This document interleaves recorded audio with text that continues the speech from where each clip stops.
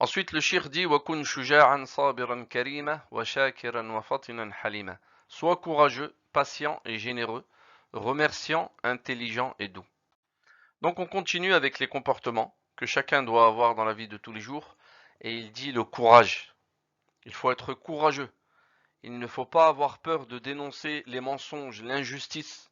Il ne faut pas avoir peur de ce qu'on est. Il faut être fier et courageux. Il ne faut pas avoir peur d'intervenir. Comme on a vu dans les fiches précédentes, si quelqu'un est en train de se faire embêter ou insulter, je dois intervenir, je ne dois pas laisser faire. Je dois être courageux. Je ne dois pas être tout le temps craintif, humilié, peureux. Non, il faut que je fasse preuve de courage, de dire la vérité, de dire mes convictions, ce que je suis, et d'intervenir pour aider les autres. Il faut être courageux. Et ensuite, le shir, qu'est-ce qu'il dit? Patient. Et ça, c'est une des choses les plus importantes qu'on doit avoir pour réussir. Celui qui n'est pas patient, il ne pourra pas réussir dans la vie. Parce que toute chose demande patience. Si quelqu'un y plante une graine et il veut tout de suite qu'elle donne des fruits, il n'a pas de patience, il n'aura jamais rien. Mais au contraire, s'il est patient, il l'entretient, il l'arrose correctement, il en prend soin, à la fin, avec cette patience, qu'est-ce qu'il aura gagné? Il aura gagné les fruits de cette graine. Et bien la patience dans la vie de tous les jours, c'est la même chose. Si je veux réussir à l'école, eh ben, il faut que j'aille tous les jours à l'école. Il faut que je sois les premiers installés. Il faut que j'écoute attentivement le cours. Il faut que j'essaye de le comprendre. Il faut que je fasse mes devoirs, mes leçons.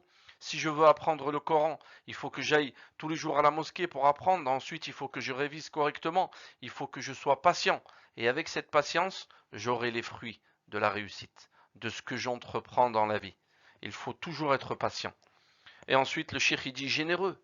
Le musulman, il est généreux. La musulmane, elle est généreuse. Elle partage. Le prophète sallallahu alayhi wa sallam, il a dit Man kana yu'minu billahi wal yawmil akhir, falyukrim dayfah. Le prophète sallallahu alayhi wa sallam, il nous enseigne, il nous dit celui qui croit en Allah et au jour dernier, qu'il soit généreux avec ses invités. On va donner un exemple.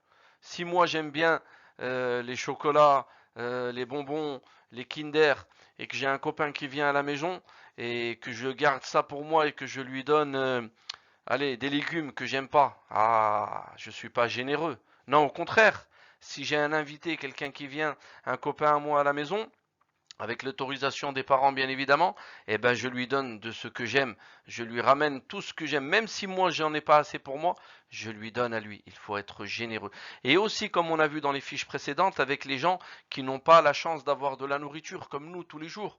Si je vois quelqu'un qui est dans le besoin, je l'aide, je lui donne de la nourriture. Ensuite, le cheikh, il dit quoi? Remercier. Il faut toujours être parmi ceux qui remercient. Et le remerciement, il a plusieurs formes. Il peut être avec la parole, en disant à quelqu'un qui nous a rendu un service, Barakallahu fik, Jazakallahu khayran, si c'est un musulman. Si c'est un musulman, il faut faire des du'a, il faut remercier de la manière des musulmans. On dit Barakallahu fik, Jazakallahu khayran. Et si c'est un non-musulman qui nous a rendu un service, là on lui dit merci. D'accord? Donc il faut être, ça c'est avec la parole. Il faut être gêné, il faut remercier aussi les gens avec quelqu'un qui nous avait invité, on l'invite également pour le remercier. Ça fait partie du remerciement. Et également, ça c'est pour les créatures, pour les gens, mais aussi on remercie Allah. Comment on remercie Allah? En faisant attention aux bienfaits qu'il nous a donnés. Et le meilleur des bienfaits, c'est quoi? C'est le bienfait de l'islam. Alhamdulillahi ala ni'matil islam wa kafa biha ni'ma.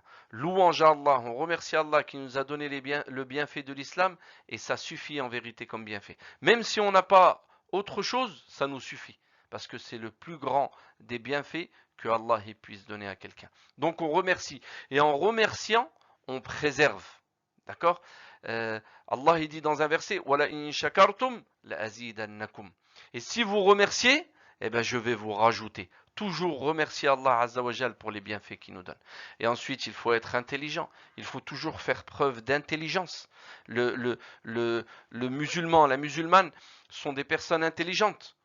Il faut toujours être intelligent, chercher à comprendre les choses, chercher à approfondir les choses.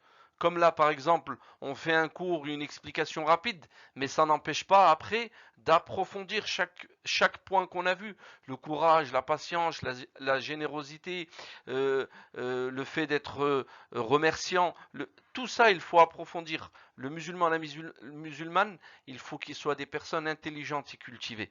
Le premier mot qui a été révélé dans le livre d'Allah, c'est quoi? Iqra, lis. Comment ça se fait que nous, on passe notre temps, on gaspille notre temps dans ce qui n'est pas bénéfique pour nous? Ça, c'est pas faire preuve d'intelligence. Toujours avec un écran devant le visage. C'est pas quelqu'un d'intelligent. Quelqu'un d'intelligent, il lit des choses qui sont bénéfiques pour lui. Il s'instruit, il prend la science. Ça, c'est quelqu'un d'intelligent. Mais quelqu'un qui perd son temps à jouer, surtout dans des moments ou dans des endroits qui ne sont pas faits pour jouer, comme l'école, comme la mosquée, non. Dans une aire de jeu, je peux jouer. Dans un terrain de foot, je peux jouer. Mais quand je suis à l'école, quand je suis à la mosquée, c'est pas l'endroit pour jouer. Il faut au contraire que je sois intelligent et que je m'instruise, que j'écoute, que je révise mes leçons, que j'écoute le professeur, ce qu'il est en train de me dire. Ça, c'est faire preuve d'intelligence. Et ensuite, le cheikh, il nous dit la douceur.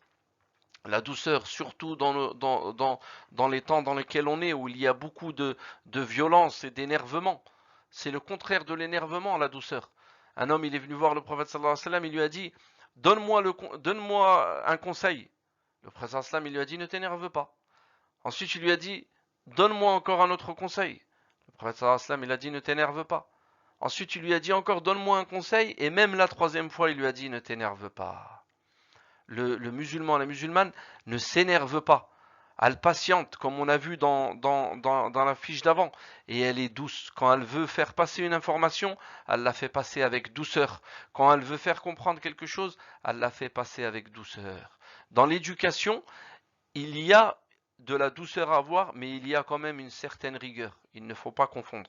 L'éducation, c'est une chose, et le comportement avec les gens, c'est une autre chose.